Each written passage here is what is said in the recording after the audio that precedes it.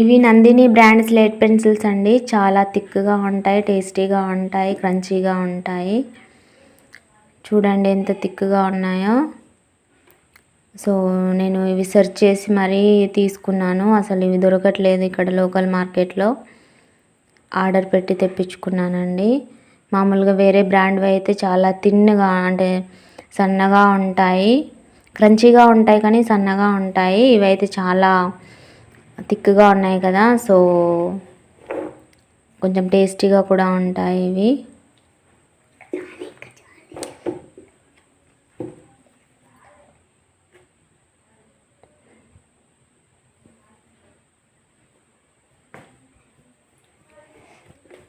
మీరు కూడా మీకంటే థిక్ ఇష్టమా లేకపోతే సన్నగా థిన్గా ఉన్న స్లేట్ పెన్సిల్స్ ఇష్టమా కామెంట్ చేయండి ఫ్రెండ్స్.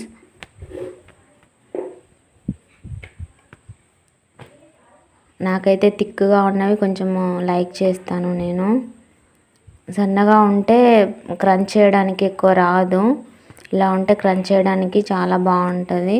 సో విత్ పేస్ట్తో కూడా ఇలా థిక్గా ఉన్న స్లేట్ పెన్సిల్స్తో పేస్ట్తో చేస్తే చాలా క్రంచీగా ఉంటాయి.